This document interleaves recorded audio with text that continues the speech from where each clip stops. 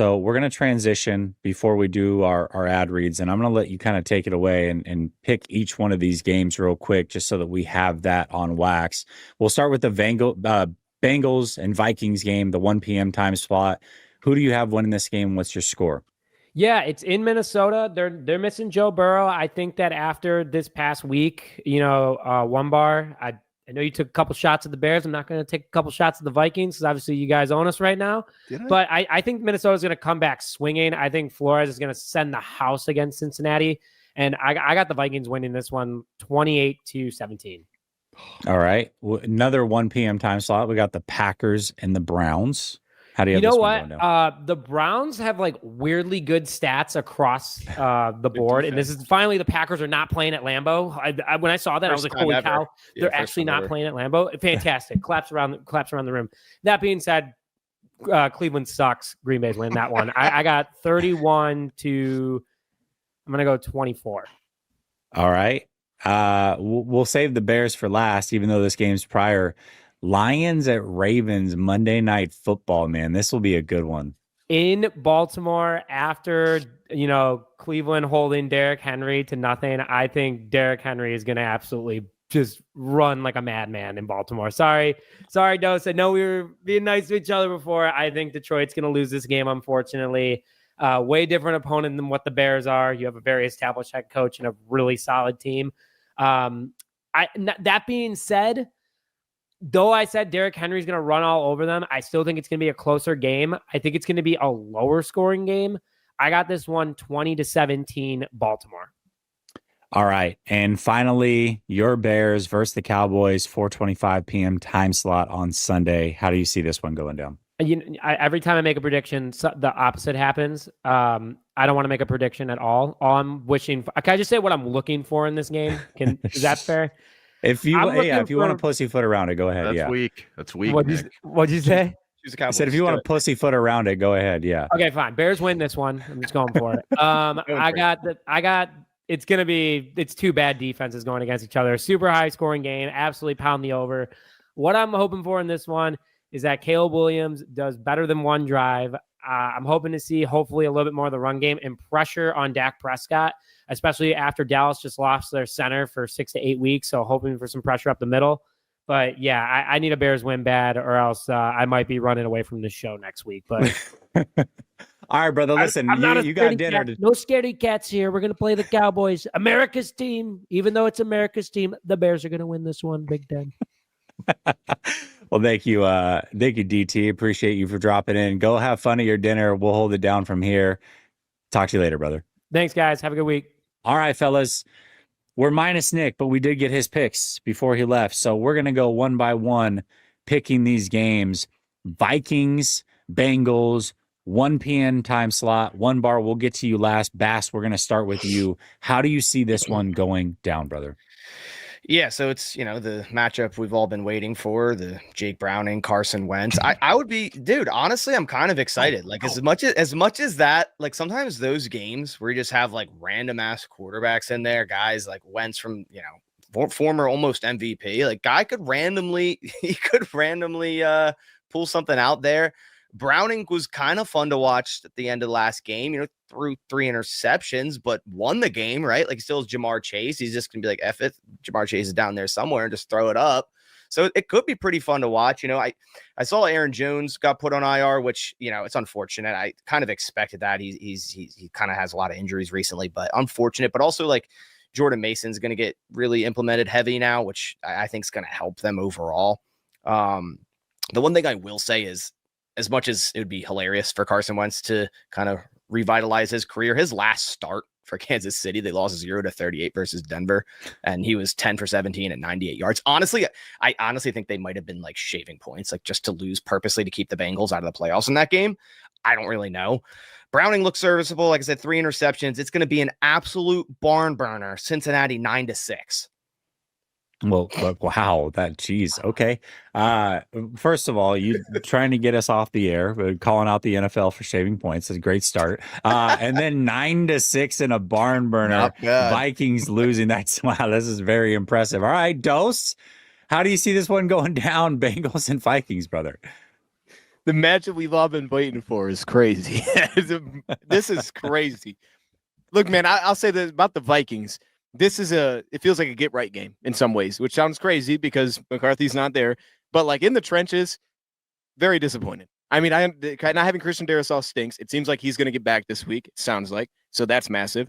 Also, that defensive line that they paid a lot of money to on the interior looks awful. I mean, maybe I haven't seen the right plays, but I watched a play where Hargrave was like 8 yards backwards. Things like that are concerning. But when you're going against the Bengals, it's like, okay, we're going to get right because that O-line's pretty trash. Now, I understand they have some dudes on the defensive front, but if the Vikings get Darrisaw back, I would think they're going to settle in a little bit more comfortably. But overall, that's been the biggest disappointment for me is it just doesn't feel like they're getting it right on the trenches. I know we talked about McCarthy a little bit. Everything just feels a little bit behind. I actually think Wentz is going to speed things up a little bit. I think he's going to come in and be very comfortable, but they got to get guys open, and they need a little bit of time to make it happen. Matchup to me is Cincinnati D-line against that O-line. Like, how much does Shamar Stewart cook in this game? Like, that's where I'm at with it. I think Jonathan Gennard's going to have a big game. So, for me, it feels like, oh, gosh, I'm going to go Cincinnati. I'm going to go a little bit higher scoring. I'm going to go 21-20. Let's take Cincinnati to win it. 21-20. Let's say they go for 2 because that's just fun. Let's do that. Well, Bill Belichick, we're on to Cincinnati. That's where the Vikings are on to.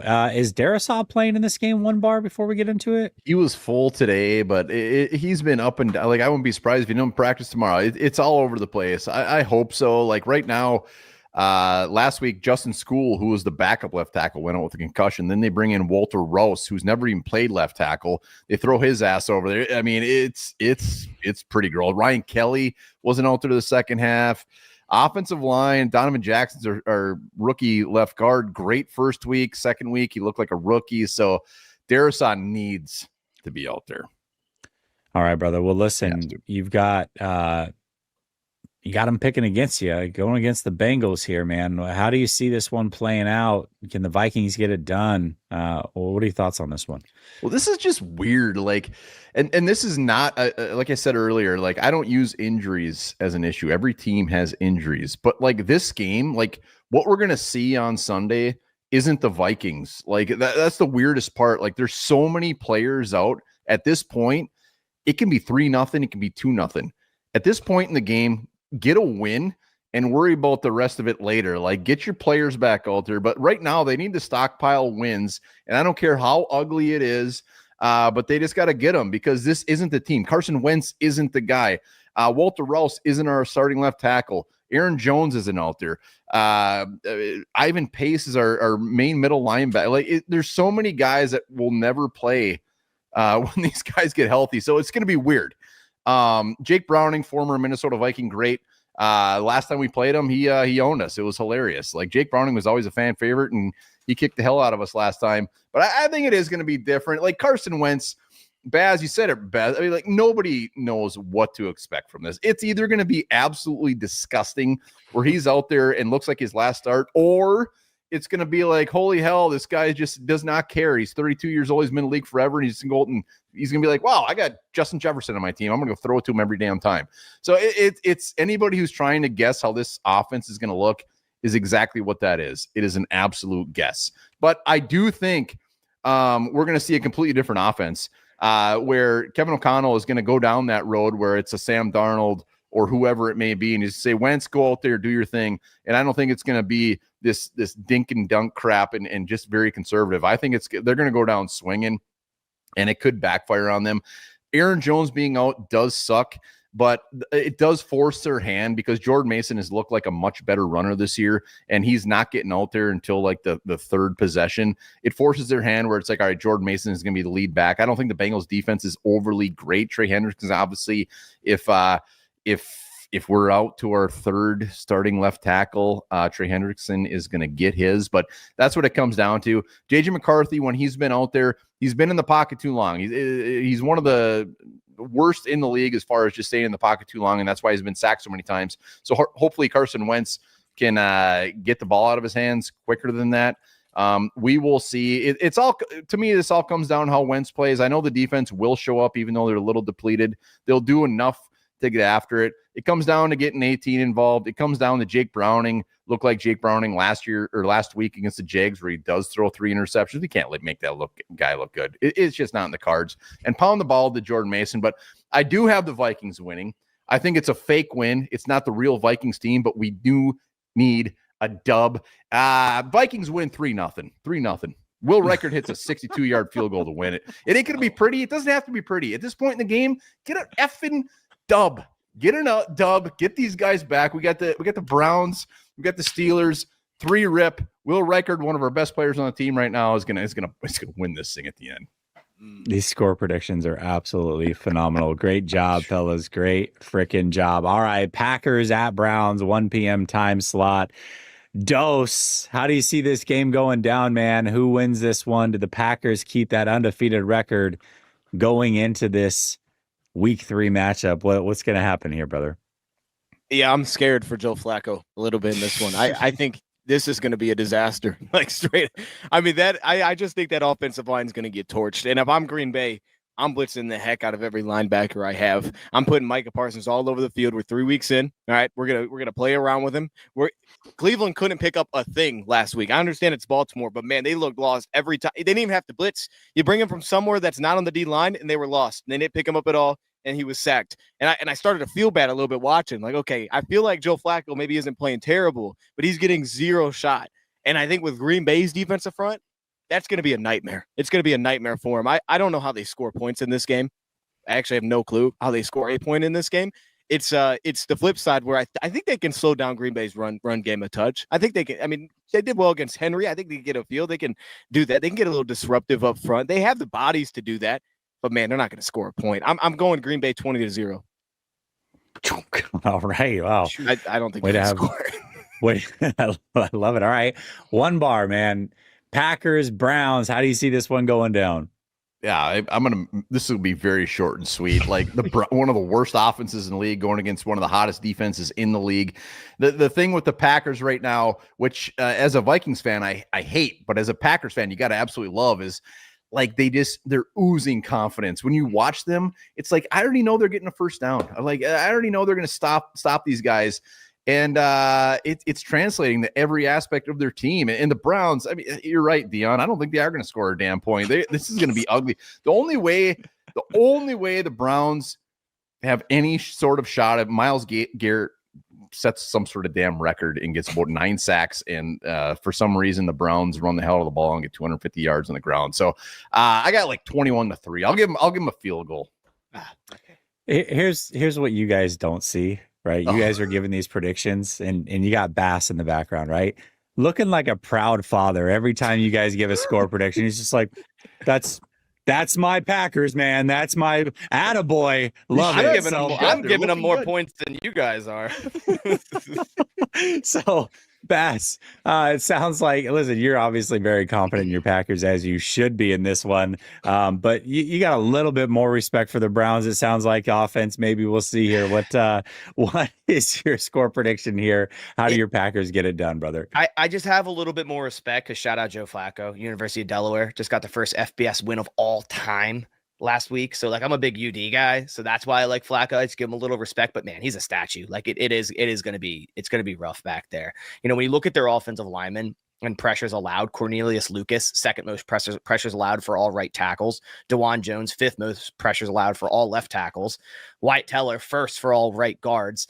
And then when you compare it to the Packers, who already have 52 pressures through 2 games against the Lions and the Commanders, and look at a guy like Edgerrin Cooper, who has 5 pressures, 1st for all linebackers, in 8 pass rushing snaps. Like, that is absolutely insane. He has 5 pressures and 8 pass rushing snaps. So when Dion, you were saying, like, just throw a linebacker at him, like, if they can't contain that, well, no one's been able to contain that. So if the Browns are really bad at containing that, you know, we're going to see a lot of A-gap pressure, a lot of simulated pressure, which I think Jeff Hafley has done a masterful job at. Joe Flacco, like I said, I give him respect. And I think also, like you guys were saying, you know, this defense is a good defense. In terms of yards allowed, they're first. Like they have less yards allowed than the Green Bay Packers, surprisingly, but they have 0 turnovers created. Now the Packers only have one, but it was surprising to see, a team that's allowed that low amount of yards doesn't even have a turnover. So I think if the Packers protect the ball, we'll be fine. But it's also like you guys mentioned, Myles Garrett, he'd have to pretty much set a record in this game to make this thing, come out with like a close game or a victory. And we might be without Zach Tom. So there's a little bit of, issue there. Aaron Banks will be returning. He said it himself in the locker room today. So he'll be returning to left guard. If Zach Tom can't play with his oblique injury at right tackle, it's like, who do you put in? Do you just throw Jordan Morgan there at right tackle for the first time ever? Do you keep Anthony Belton like you did last week? Darian Kennard, kind of mix him in like you did? I mean, you got to chip the ever-living hell out of Myles Garrett every play anyways, but obviously Zach Tom being out there fully healthy would give them a better odds of at least somewhat containing him. Cleveland also has the number one run defense. So the Packers, haven't really showcased their best running ability through 2 weeks, but I feel like that's kind of one of those things where it's like, okay, they could go against the number one run defense through 2 weeks and actually have their best running performance of the year. I think that could happen. It's a good defense. I think Matthew Golden is slated for a breakout game finally. And I do have the Packers winning by multiple scores. I have it 24-13. So I'm giving the Browns more points than you guys are. But I could totally see this being a game where for some reason it's close at the end. The Packers hit like a game-winning field goal, and you're just like, yuck, get the hell out of Cleveland, get back to Green Bay, like move on to Dallas next week because like that was disgusting. You still maybe end up with a win, but you're like, ugh, like, yeah, no way that should have went down to that. But I have the Packers winning 24-13. I think they're playing at a very high level right now, and it's like, the Browns offense, like you guys said, it's just like, what are you going to get out of them? Yeah, well, respectable. Listen, Relentless Mikey wants to know where Nick is. We had to kick him out at halftime like the Lions did to the Bears, but we're going to talk about the Bears game real quick. Nick already did talk about it. He's got the Bears beating the Cowboys. Dose, we'll go back to you, man. Bears versus Cowboys, 4:25 p.m. time slot. You were very nice after winning 52-21. You let Nick off the hook a little bit, but here's your chance to get some get back. Do you have the Bears winning this one, or you have the Cowboys winning? Yeah, I'm going to let you down here. I think they're going to win the game. I think they're going to get their first win of the season. I actually like this matchup for them against Dallas. I think for them, offensively, as kind of mentioned, like they play off schedule and things get really messy. I think against Dallas, they're going to have much more success being who they need to be in this game. And I think their offensive line is going to have a much better matchup in this one than in week past. I don't think they have like a big-time rusher to go in against. I mean, they added Jadeveon Clowney. They have some young guys in there that are cool, and they'll flash a little bit. But I don't think they have anything like that up front. So I think they're going to be much more consistent on the O-line. This O-line was invested in like crazy, and you haven't felt it at all from Chicago. Well, this is a game where that gets right, and it feels like on paper they should have a slight advantage this week, and I think they will have a slight advantage this week. And then in the DB room, like that's another spot where Chicago's strong at receiver. They've always been very strong at receiver over the last few years. So I think for them, Colston Loveland starts to get the ball a little bit. I think they're going to score plenty in this game. I think they score 30 points in this one, and then it's just about slowing down that Dak Prescott offense because that has been really good, and that's the problem is. I don't know what that looks like without Jalen Johnson. I don't know how they get off the field. I don't know how they get stops without those cornerbacks. I mean, hopefully Kyler Gordon comes back for them, but for them, I don't know how they match up with either of those guys. They're going to have to give so much support there and then trust that front to stop the run. And again, that's another spot where offseason, these additions like Grady Jarrett, like these are guys that are hyped up. I feel like they haven't made any impact at all. So it's like, this is the game where we need to feel it. We need to feel these. Noah Sewell, I think, helps them against the run, but these guys that we've invested in front, like you guys got to handle business against this O-line because Dallas invested, but they've been shaky. They need to be great this week that we can leave these safeties to give us some support because otherwise they're going to torch you down the field. So I think they're going to do enough. I say 30-27, Chicago finds a way. All right, you got Chicago winning. That's 2-0 because Nick picked them as well. Bass, how do you see this one going down? You have Chicago winning, or are you going to break the trend and go with the Cowboys? I mean, all right. They're 0-2, and like what they just like the Lions are a phenomenal team. So it's like, yeah, you kind of expected Chicago to lose that one, but just with what they put out there, and like you said, without Jalen Johnson, being able to maybe shadow CeeDee Lamb a little bit. I don't even know if they shadow him on top receivers, but just having him out on the field. There's a ton of injuries out there. I think Dak Prescott's playing at an extremely high level, honestly, more than people are giving him credit for. His big time throw percentage right now is like 8.82%. They're making big time plays, especially in that last game against the Giants. I was watching the end of that one. I was like, oh man, this is an awesome game. And I think Dallas, their defense is definitely suspect right now. And I think Caleb will have success. Like I think Caleb, this will probably be his best game here in 2025 because Dallas, 30th against the pass, overall 30th in yards in terms of their defense. So I think Caleb will have success, but I think Dallas will have more and they'll prevail in the end. I think it'll be a close one, pretty high scoring game. I got Dallas 31-27. 31-27 Dallas. All right. The only one to pick the Cowboys thus far. One bar, you can tie things up here and go with a split. Who do you have winning this one? Bears or Cowboys? And what's that score? I mean, there's a lot of chatter about, Jalen Johnson being out, which is definitely a blow to the Bears, but like they could have 10 of him. It doesn't matter. I mean, until they actually do something, like there's no reason to pick the Bears at this point. I know I'm not a big on the Cowboys at this point either. I mean, they're giving up 30 points a game. But here's the thing with the Bears, and if Nick was here, I'd say the same damn thing. It's like it's the same thing where it doesn't even look like some of those guys want to be out there. It's so weird. You got a brand new head coach. You got a first overall pick at quarterback, and they're laughing at the end of the game with Detroit. Caleb Williams is on the sidelines, like he's smiling. It's like something has to change, and until that does, I am not going to pick the Bears ever until they get a win on the season. So I don't care who they play next week or the week after. Until they get a win, I'm not picking them. I'm not believing in them. They got the talent. They got a new coaching staff. But it's just a disaster there, and it's the same old story. So I'm not picking them. I think Dallas goes in there, puts up a ton of points, 27-13. Caleb Williams, I mean, this is your chance. You should be able to have a good game. You should be able to put up a lot of points. Let's see you do it. Let's prove why you were that first overall pick. But I'm just not buying it. I got to see it. I mean, that last week, that game was such an ass kicking. It was painful to watch. I mean, it was tough. It wasn't painful. Yeah, it was definitely Dion. You must have just been sitting back all damn day. Yeah, it was fantastic. I enjoyed it a lot, actually. The Bears, they don't even look like they want to be out there, man. I feel bad for the Bears fan. Honestly, I do. I like Nick watching his videos afterwards. He's trying to find some way to pump these guys up. And, Caleb Williams is 20 games in. It's like at this point, it's not like, oh, there's the little flashy play. That's what we want to see. It's like, no, you got to have a bunch of those. Like, come on. Tyson Bagent time. That's what you're saying. Let's go. Their guy. Perfect. I know they're thinking. Well, listen, you loved this last week game, Dose, but I don't know if you're going to like this one. We'll see here in the prediction at the Ravens on Monday Night Football. This was a tough matchup. I don't remember if it was last year or the year before, but they definitely put it on you guys. It's a matchup that can be tough for anybody, really. And this is going to be no different. The Ravens are a very, very good football team, especially in prime time.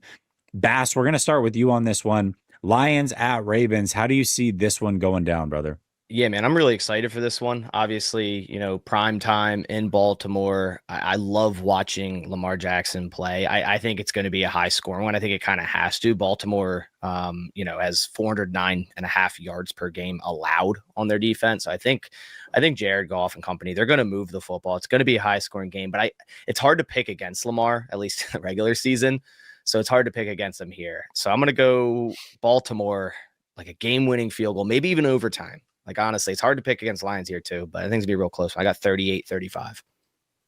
38-35. I love that score prediction, man. That's a little bit different than your 9-6 you dropped earlier. Okay, well, one bar. How do you have how do you have this one going down, man? This, as a fan of another team, this is just one that you sit back and enjoy. You got two high-powered offenses going at it. Love the score prediction from Bass. One bar, how do you see this one going down? Do the Lions come out of this 2-1, or do they leave 1-2? What do you think? Oh, it's crazy. Like, one of these teams after this week is going to be 1-2. Like, that doesn't even sound right, because they shouldn't be. And Baz, you're right. I mean, this could be like 98-96 final score. I'm expecting a ton of points in this game. It is going to be fun to watch. Obviously, the game of the week. It's going to be fun. I think it comes down to how do the Lions front seven against Lamar? How are they going to do? I think the Lions, like, they're going to get some yards on the ground. And I think that week one was a little bit of a jolt up their ass to get things going. Like, I was going into the season, like, how are they going to do? What are they going to do in week one? Obviously, they get the L, but week two, they just go out and absolutely explode. So it's going to be a fantastic game. Gibbs and Montgomery, they are going to carry the load to the point where Jared Goff is going to be able to pick apart that Ravens secondary and put up some yards, play action. So I got the Lions actually winning 37-24. to 30. A lot of points. It's going to be fun as hell. That's scoregami. Ooh. Might be scoregami. Might be that's origami. All right. Yeah, I love that. I love Like it. Listen, 2 high-scoring games according to the other panelists.